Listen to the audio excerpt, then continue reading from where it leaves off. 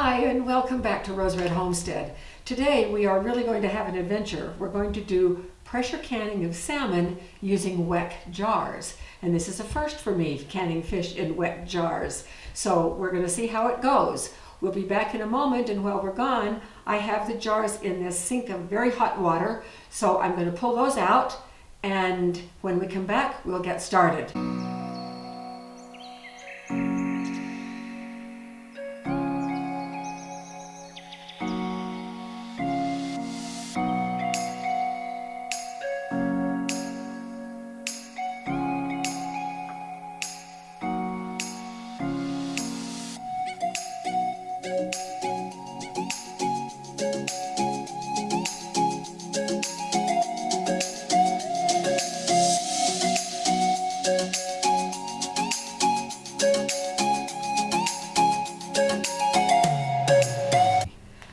Some beautiful salmon here, and we got this on a really good buy at Costco in the middle of the summer, and we froze it because at that time I didn't have time to do anything with it. What I usually do when Jim brings home salmon is we cut it into serving size pieces, and then we put it in plastic bags and just freeze it, and then whenever we want a salmon meal we just pull out a bag and it has 2 servings in it and it works just great. But I got to thinking that, in terms of emergency preparedness, we have a lot of beef out there and we have a lot of chicken. What we don't have is a lot of fish, except of course for canned tuna. And one can only live on canned tuna for so long. So I thought this time I would pressure can some salmon to help add more variety to what we have out in our food storage for emergency preparedness. Now I'm going to be using these Weck jars. And they're just out of the hot water. They're not boiling hot, but they're pretty warm. And this is a ½ liter size. And I also have some ball jars as backup. And I wanted to show you the size difference. Now what I'm going to do to demonstrate that is I'm going to fill a regular ball pint up to the level where I would leave head space. And now I'm going to just pour that same volume of water into the Weck jar so we can see the difference. And so the difference is about 1 ounce or 2. There is a little bit more volume in these Weck jars. And as a result of that, I'm going to be adjusting the processing time just a little bit. I did some mathematical comparisons and a little extrapolation, and I came up with an additional 2.5 minutes of processing time. So I doubled that, and instead of processing for 100 minutes, we'll be processing for 105 minutes when that time comes. So it is very easy to can fish. All we're going to do is we're going to do raw pack. I'm going to cut the salmon in strips that are just the size to fit into these jars. So I'm going to take a little paring knife, and leaving a little bit of room for head space, I'm just going to mark it right here.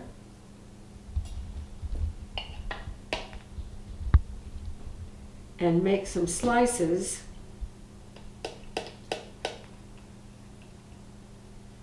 And then I'm going to come back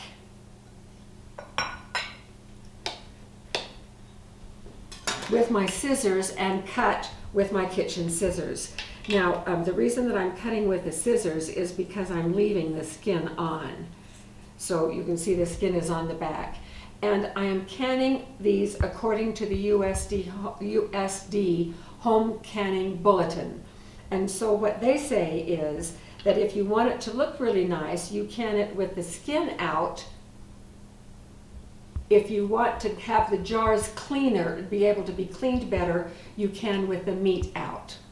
Now, this is my first time canning salmon, so I'm going to try some both ways. So I'm just going to spend a few minutes here cutting these into the right size portions to go into the jars, and when I get that done, we'll be back.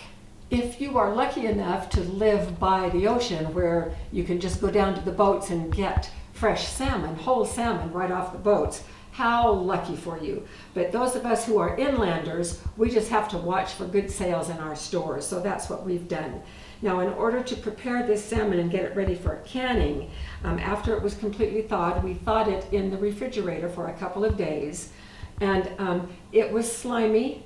And so to get rid of that slime, I just put, about this much water in the bottom of the sink, and then I put a splash of vinegar in, and that just gets rid of the slime immediately. So I just rinsed these in that very lightweight vinegar water, and we're ready to go. So I'm going to bring the jars over here one at a time, and we're just going to load them.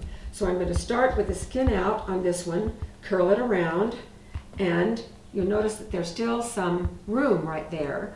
So I have another piece right here that I might have to sort of cut to fit.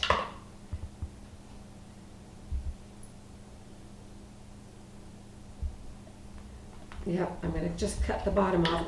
I'm going to have some little pieces left over, so I may do one jar of just bits and pieces. In fact, I can fit some right down in there right now.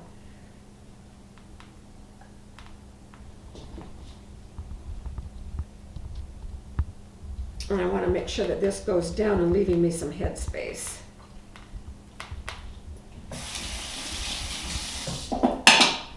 So this is what it looks like from the inside, and then from the outside it looks like this. So we'll set this one aside and bring over another one. This one I'm going to do the meat out.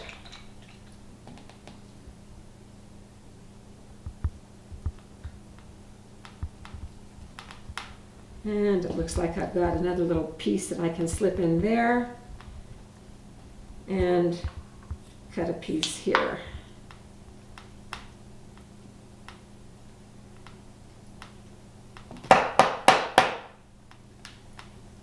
So that's what it looks like there, and then we have the meat out on the outside.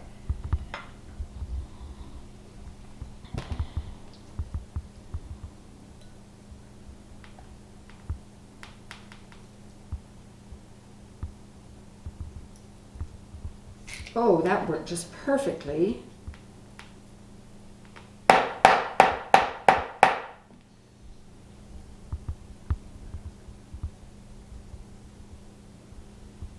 All right, so, well, that one's kind of half and half.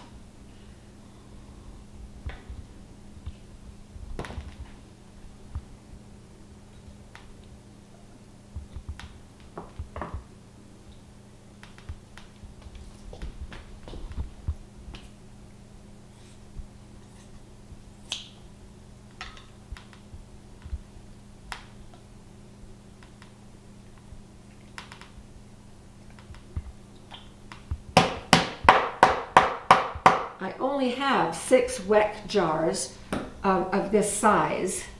I've been on a Weck jar kick for a little while if you've been following our videos.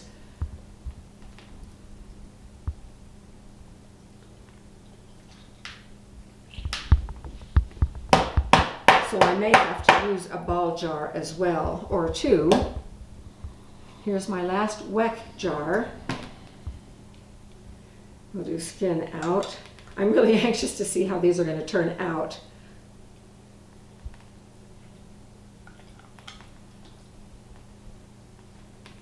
Little pieces here.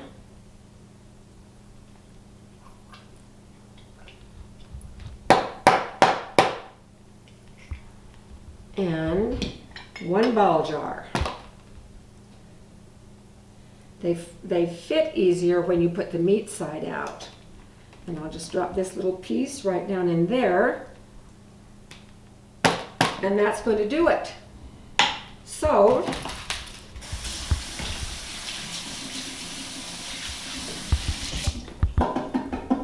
we put absolutely no liquid in these jars. They are ready now to put the lids on, and I'll show you how we do the Weck jars. First of all, I have a paper towel here that I have dampened with vinegar, and because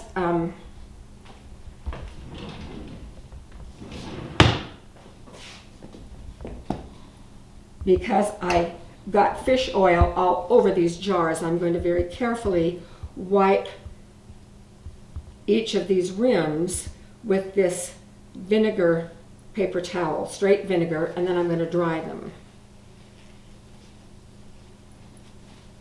Now, here are the lids for the Weck jars. They are completely glass. And I have to reach over here on the stove and bring over the gaskets.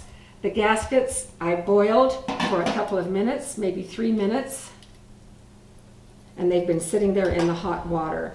So the next thing that I do is put the gasket on the inside of the lid, run it all the way around, invert the lid. Now notice how this little lip right here is almost sticking straight out. Now the recommendation for doing pressure canning with Weck jars is instead of putting 2 clips on, we will need to put 3. And I have plenty of clips because these Weck jars store without the clips, and I've done, probably 24 jars already, so I have lots of extra clips. Now once I have the clips on, I visually inspect to be sure that that gasket is flat all the way around. So this jar is now ready to go out into the canner. So I'll set it aside here, and I'll do one more of the Weck jars on camera, and then we'll do the rest of them off camera. If you want a full explanation of how to do Weck jars, the very first experience I had was with our video, water bath canning of cherries. And in that video, I go to a lot of detail about the Weck jars and how they're used and how we test for a good vacuum once we're done. And I'll be showing all of that on this one too, because this is another first. This is the first time I have used Weck jars for pressure canning. This is a system that has been used in Europe for 90 years, so it's very safe, and our USDA has not yet tested Weck jars, so they don't recommend them or not recommend them, they just haven't tested them. But I feel perfectly safe in using these because they have been used in Europe very safely for a long, long time. So here's the second jar. Now I'm going to go ahead and finish these, and we'll be back. So we have 7 pints, 6 half liters and 1 pint. And off camera, I noticed in a couple of these jars that I had not left enough headspace. So I pulled the meat out and trimmed off the bottom, and the trimmings went right in the ball jar. So all the pieces are still here, they're just rearranged a little bit. But we wanted to give more headspace in the Weck jars. So I just want to tell a quick story. When I was growing up in a very large family, one of the most economical meals that Mother used to fix was salmon patties or salmon croquettes, depending on which part of the country you live in. And as children, we just loved those little salmon patties. And as you may know, when you buy canned salmon, almost all the time, the bones have been left in. And especially those little round vertebra bones. Now, I didn't know what those were when I was growing up. But as kids, we could hardly wait to eat our salmon patty because we were all hoping that we would get at least one of those little round bones. And when we did, we felt like we had won the prize. And so the reason I'm sharing that with you is to just let you know that it is perfectly fine to can fish with the bones in, any kind of fish, because the bones will soften and they're perfectly edible after that, and they're a wonderful source of calcium. So let's get these out to the canner and we'll get things started out there. The sun is really bright and my eyes are kind of sensitive to light. It's reflecting off some of the things, so I've got my dark glasses on. But here's our canner. And the water has been heating, it just barely heating, it's been on low. So Jim's going to come over here and I'll show you that I have loaded 4 of the Weck jars on the bottom layer. And I put those on the bottom because they're all the same height, and that way I can now put the little shelf in, and I'm going to put in the other 3, 2 Wecks and a pint.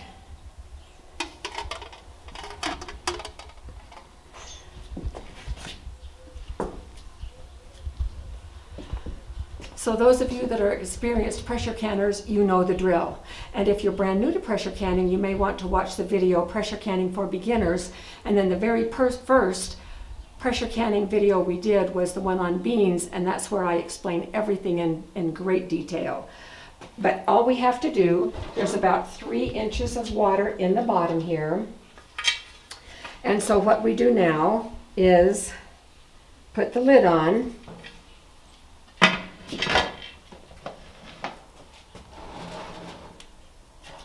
And here's the weight. I will ultimately be putting the weight right here. But first, we have to turn this up to medium.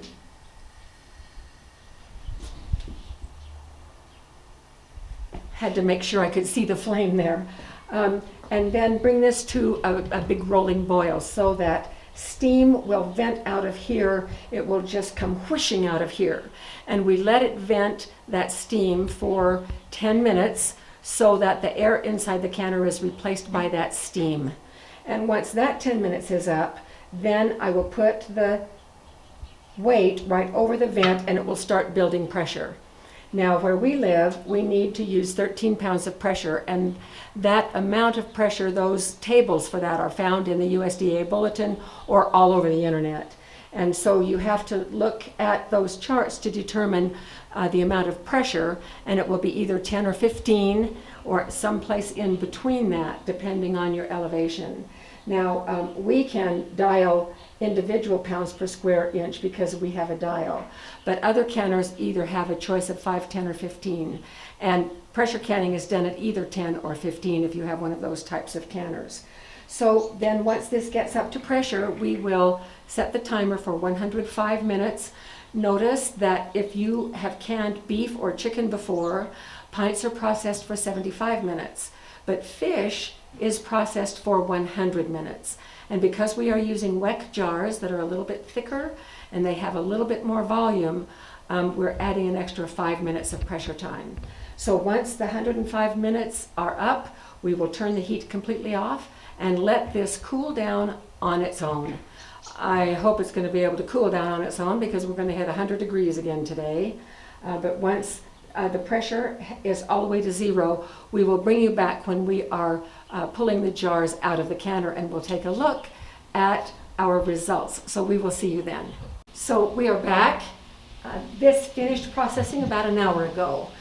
Oh, I'm so splattered. We're doing 2 videos today, and I have tomato all over me because in the kitchen we're doing our video on tomato paste. So we're going back and forth here, but this is done. It's down to 0. So I'm going to just tip the weight away from me to see if I can hear any pressure. Nope. And the airlock is also down, so we should be good to be able to open it up. So I always open up the canner away from my face.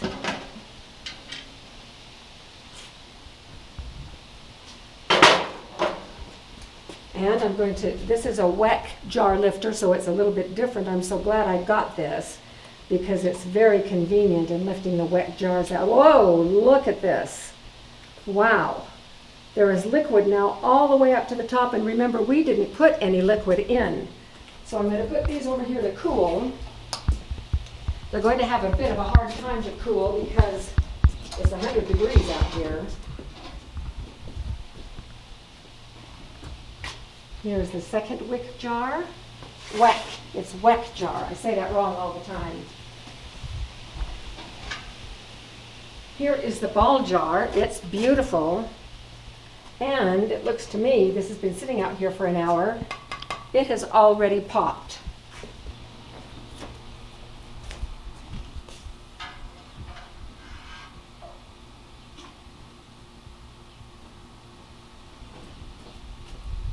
Third Weck jar, 3 to go.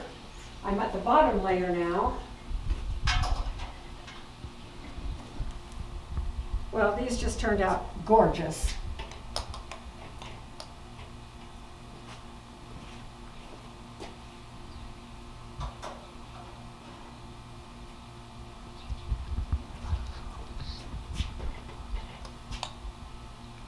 Move this a little bit.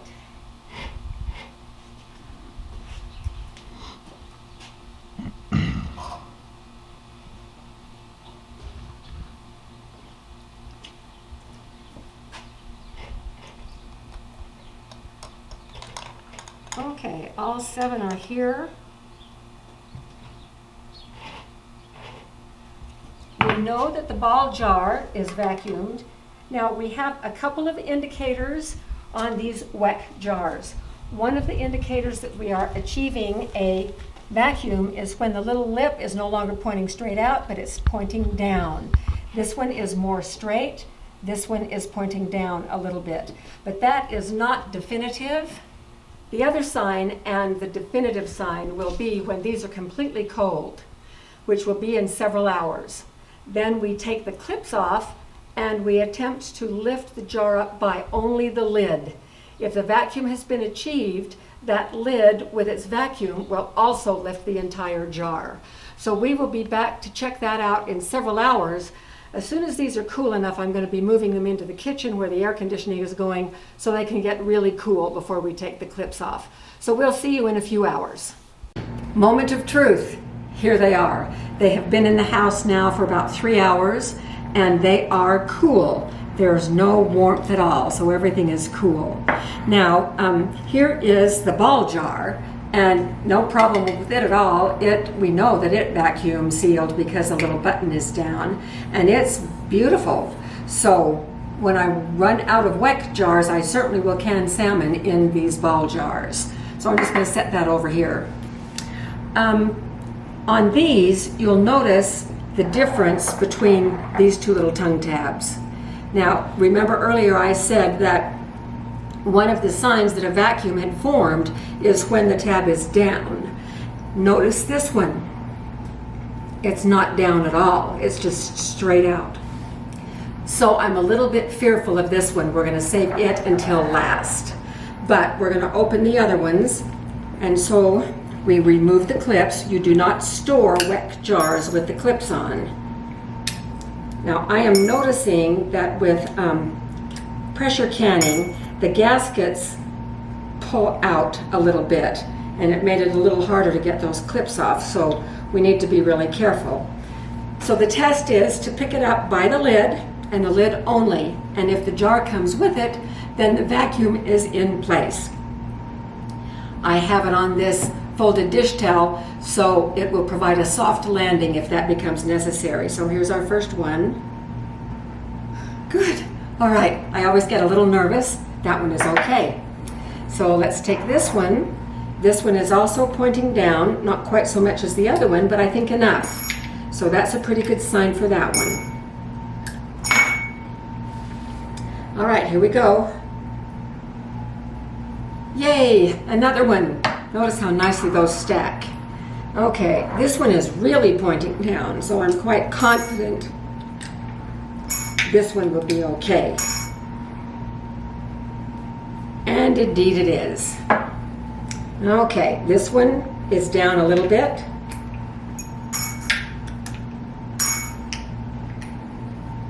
Now notice that the gasket on this one has come out a little bit. It's moved outward. That must happen during pressure canning because I know that I checked them all very carefully. So here we go. We'll see if this works. Uh-oh, I feel a rough edge right there too. I may have scraped that glass when I took the clip off, but that's okay. It should not disturb the vacuum if there is one. And we're good. Okay, second to the last. Also pointing down. I'm going to try to be more careful when I take those clips off. These are stainless steel clips and they are supposed to retain their spring forever. Okay, so this gasket looks pretty good, and it is. All right, so do you see what has happened to this one? The gasket got pulled way out, and this is straight, and so I don't know if there's a seal here or not. We'll find out in a minute. If not, then I'll be having salmon for lunch this week, which is perfectly fine with me. Either that or we'll just have it for dinner tonight. Okay, I've not ever had one fail, but you know, there's always a first time for everything. Oh, I must be nervous. Okay, I'm gonna do it this way. Oh my gosh, are you kidding me? Wow. It has sealed. Well, I am quite surprised about that. Excellent. However, I think I'm going to put this one in the refrigerator just to be sure. Well, this is our adventure in canning salmon, for the first time for me, doing it in a pressure canner with Weck jars. And I am just delighted. These are beautiful. They'll be a wonderful addition to our food storage area. And it was a lot of fun learning how to do it and having success with pressure canning with Weck. Oh, I say it wrong. I've got to remember. W-E-C-K with Weck jars. So join us next time and we'll see you then.